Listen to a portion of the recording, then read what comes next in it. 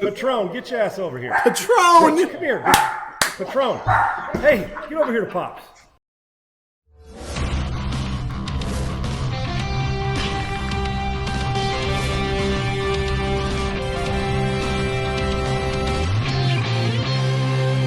Hey everybody, I'm Frank Nicotero. Welcome back to the Krush House. Joining me as always is our co-host, Sean Salisbury.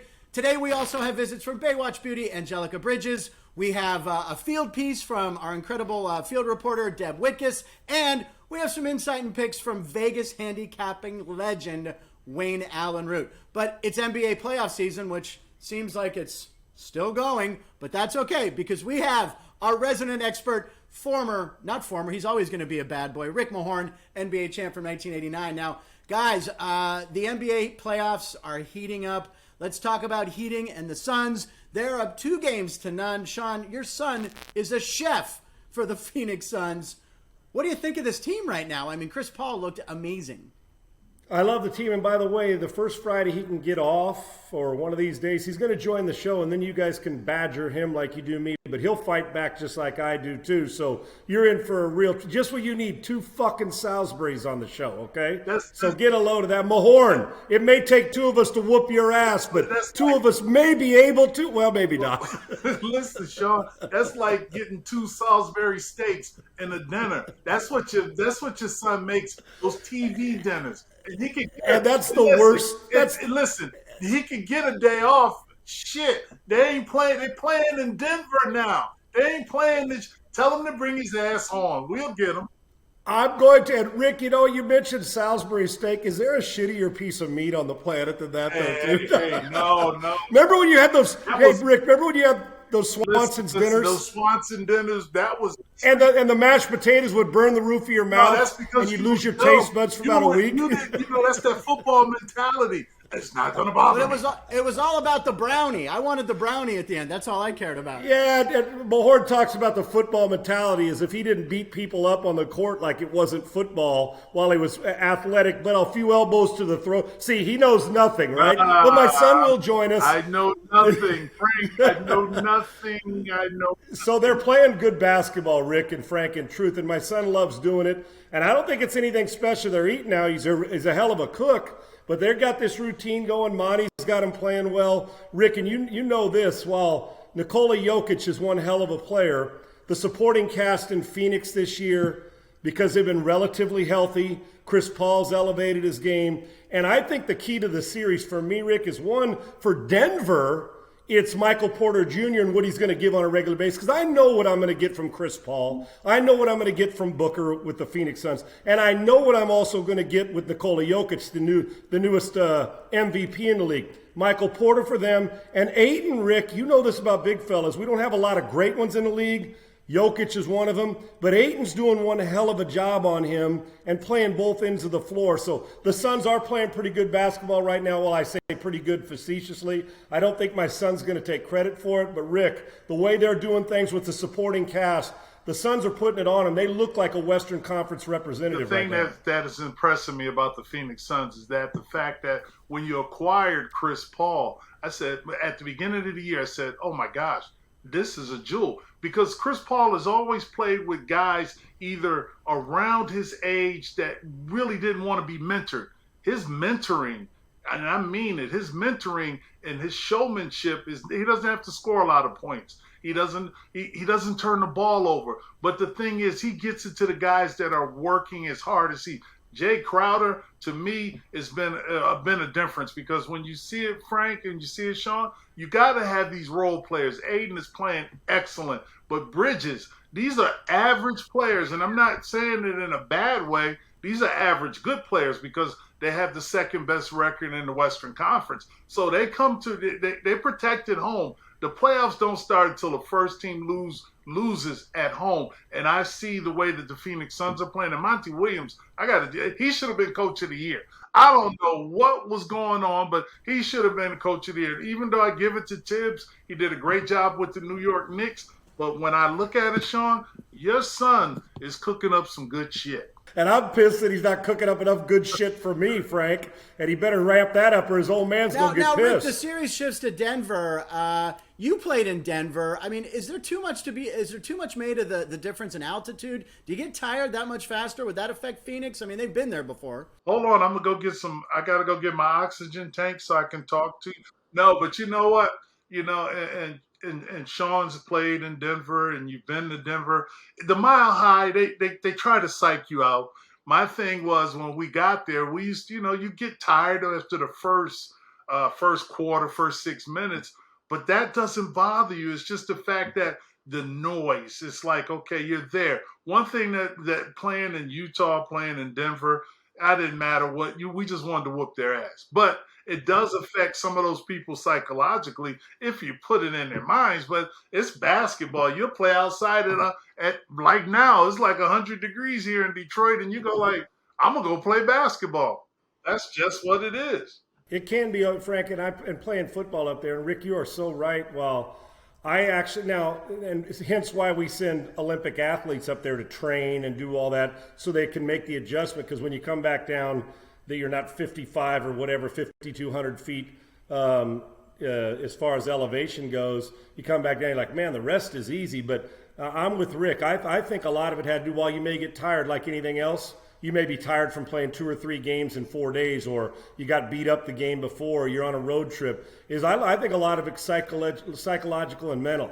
If you're mentally weak, that will wear you out. The best game of my career was in Denver, and I'll be honest, and Rick, the altitude, I didn't even think about it going in. Now, maybe it affected, but actually, it elevated my play. I told Elway, I said, damn, I just need to play against you all the time. You brought out the best in me. I don't know if it's the altitude or what have you, so that's about the best I could ever get with John, but it didn't affect me. Now, basketball running up and down may be different, Rick, but I think a lot of it has to do with getting in your head and allowing it to be there. You either want it or not, especially playoff time. You can't be bullshitting and worried about altitude right now. All right, so can Denver win these home games, Rick? Well, you know what? They've been playing pretty good. You can never knock what Denver's not going to do. Their back's against the wall. When your back is against the wall, you're going to give it your best fight. Watch the game last night. I thought I was watching some old reruns of the Pistons versus the Celtics, watching Milwaukee and the Brooklyn Nets. I thought it was like, oh my gosh, Sean, it was like one of those games when you go, okay, 7-6. Oh my God.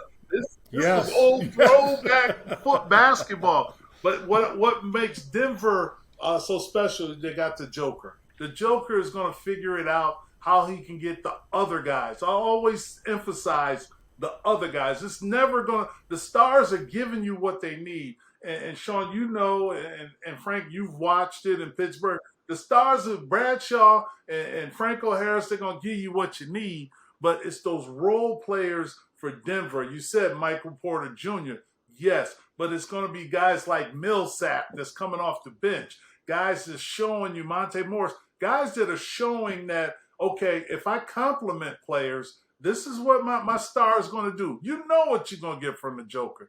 It's like, okay, well, it's like, I don't know what I'm going to get from Michael Porter Jr. if he's going to give me the shot and the luxury, or I don't know what I'm getting from Aaron Gordon. This is something new for Aaron Gordon. Playoffs, different animal once regular season, and Aaron Gordon never barely been to the playoffs. Right, and with that, Frank, really, I want to make a point about that is that the majority of sports teams, Major League Baseball, football, hockey, are made up not of superstars.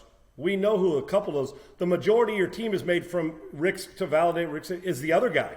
And if the other, look at bullpens. We don't ever talk about bullpens in baseball until they're shitty, right? It's like referees or offensive line. When they give up a sack or miss a call as an umpire, that's when we talk about it. Same thing with bullpens or the other guy. Oh, the bench, by the way, the bench is good. We hear that once in a while. But if they're not a good bench and somebody comes on a broadcast and say, man, they're only 6 deep.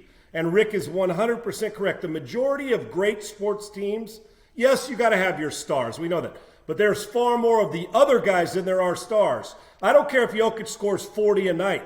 If the other dudes only give you 48, they're still getting their ass kicked. So that's where it comes into play. We saw the other night. I mean, I'm looking at the Milwaukee game, and Chris Middleton and Giannis are the only two that really they scored 30-plus points, and they only scored 85 or 86 points. Listen to this stat.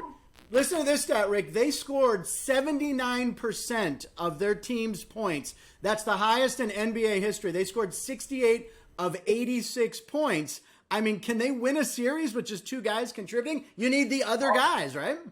Yeah, you need the other guys, but at that particular time, playing Brooklyn, who can explode offensively at any moment, they're a juggernaut when it comes to that. But what impressed me about that game the other night is the fact that they took the air out of the ball. They made that game. That's the only way that they can win, because when you have a team like the Brooklyn Nets and not having James Harden, it's all of a sudden you're going, okay, no James Harden, but we got Kyrie, we got KD. But then the person that you rely on, the other guys, you say, well, I don't want them to score. I'm going to let Bruce Brown get his career high. I'm going to let Blake Griffin get his career high. That's one less shot for those two guys. So that's how you have to plan out defensively against a team like the Brooklyn Nets. They may win this, but hey, this is going to be ugly, especially with the way that Milwaukee plays defense. Speaking of gambling, Frank and Rick, I can tell you this. I'll make this bet to along with what Rick's saying. I'll bet both of you guys, even though I don't think you'll want this bet. You can bet your sweet ass that Brooklyn isn't scoring under 100 points another time in this series. God bless, great perimeter defense. Now, the one thing they do bring with Holiday, one of the best perimeter defenders on the perimeter in the league, and the defensive player of the year last year in Giannis, they can defend. I just don't see how. They ain't seeing 80 points again, 80 plus of this. It's going to creep around high, but I'd take the bet now, at least the rest of this series, that they're not keeping them under 100. But I'm just saying, when the team feels that they have that kind of like edge, look, I'm taking it from back when we played. I agree. We was going to make sure you weren't going to score.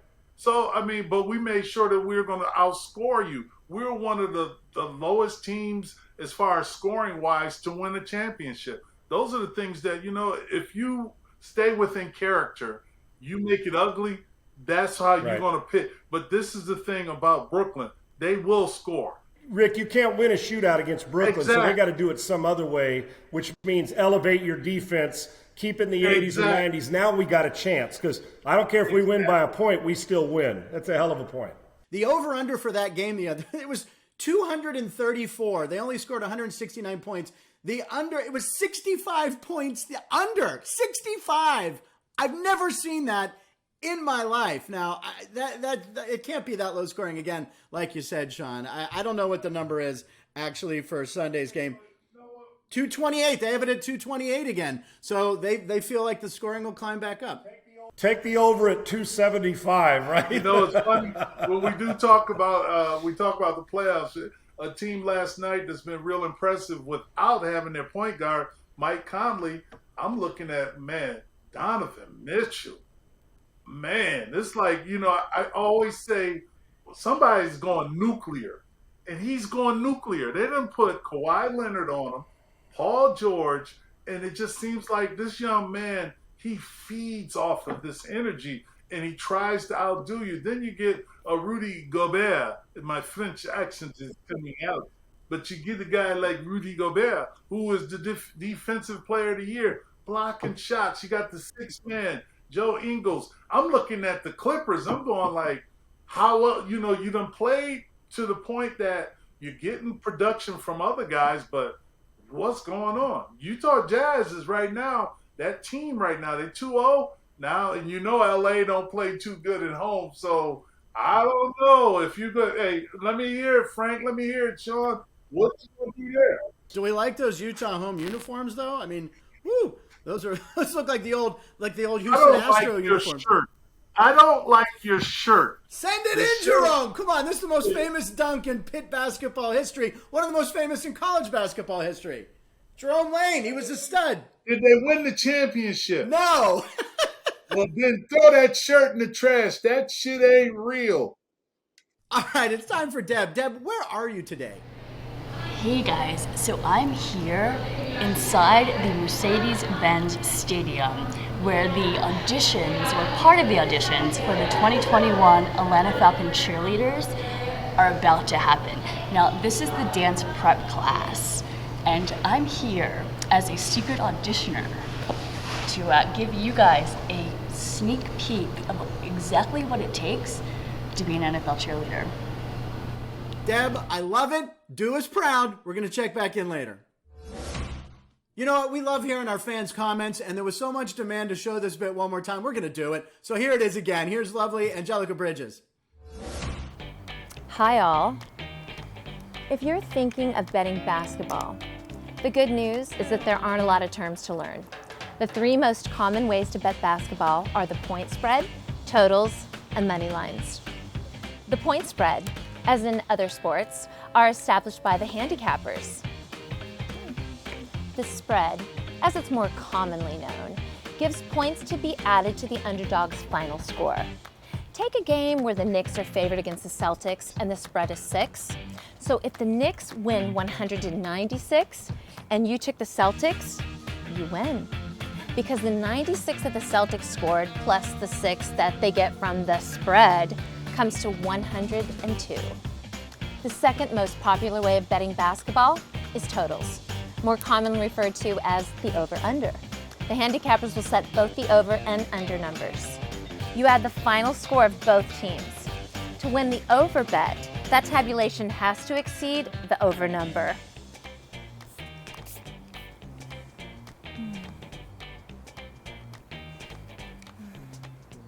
To win the under bet, the tabulation has to be less than the under number. The third most popular is the money lines wager. This is basically betting on which team you think is going to win the game. Now, because many times in basketball the teams are evenly matched, you may have to lay 3-to-1 odds, meaning you may have to wager 300 to win 100. Another way to bet basketball is halftime lines. Simply put, in this wager, we treat the halftime score as if it were a game-ending final score. And that sums up the basic generic betting terms for basketball. Wayne Allyn Root with Krush House. You know, the media calls me the king of Vegas sports gambling, and I've got my wonderful podcast that's part of the Krush House network called Krush House Cappers. You can see it on this exact same network, and I do interviews every week with the kings of Vegas sports gambling, and one of them is Dangerous Dan Hamilton. I had a chance to sit down with him earlier today. Here's my interview. He's the guy that picks all the MMA UFC winners for VegasWinners.com. All right, so we have a main event coming up this weekend in the UFC, and so give us one pick. Give us something interesting for this weekend's event that we could put a little money on. Well, we've got an undercard, and I'm looking at a fight, Eric Anders and Darren Stewart.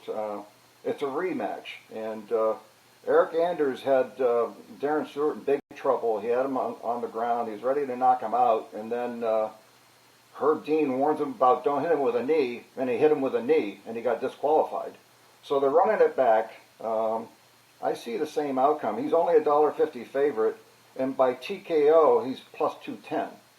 So if you like Eric Anders like I do in this fight, he's minus 150 as a favorite, but you can get plus 210 on inside the distance. But those are kind of things I look at. I like to play some props, especially if I think they're favorable. I think I sent you one some time ago, and it was a 7-to-1 underdog for a submission, and it hit. So well, so far everything you've sent me has hit, so that's why we have you on the show. All right, back to the studio with Frank, Sean, and Rick. Take it away. Wayne, this Sunday we got a big Game 5 in Milwaukee between the Bucks and the Nets. Milwaukee leads the series 2-1. What do you got for us on that game?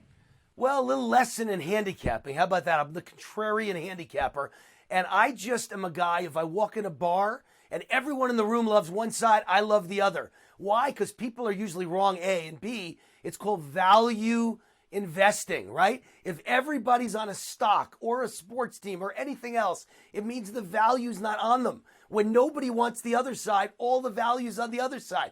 Everybody loves the Brooklyn Nets. Matter of fact, they're favored Sunday on the road at Milwaukee. Milwaukee's a great team, and they play excellent defense. And whenever I can get a good team, excellent defense, nobody wants them. The betting's always on the other side.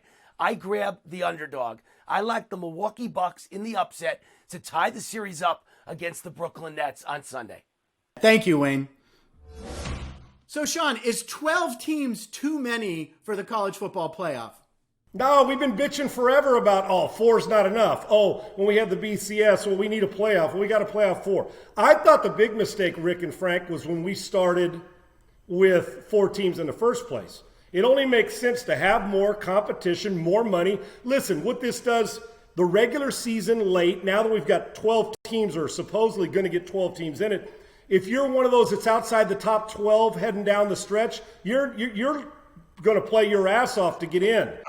I like it because it reminds you of what the NBA just went through this year with the bubble teams. So you got 10 teams that are making it. You got teams fighting to get in there. So that means you got to bring your shit.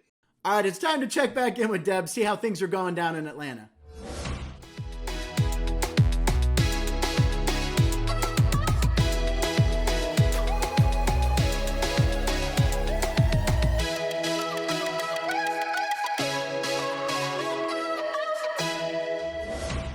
Okay, all right. Looks like she's still in the competition. I love it. That is stuff you're not going to hear on every podcast. I can guarantee it. We want to thank you guys for checking into the Krush House. On behalf of Rick Mahorn, our NBA legend who's here during the NBA playoffs, co-host Sean Salisbury, the one and only Vegas legend Wayne Allyn Root, the lovely Angelica Bridges, and Deb, I don't know, we might lose her to the Atlanta Falcons cheerleading squad. You'll have to see next week if she's back. Anyway, thanks for watching. We'll see you next week.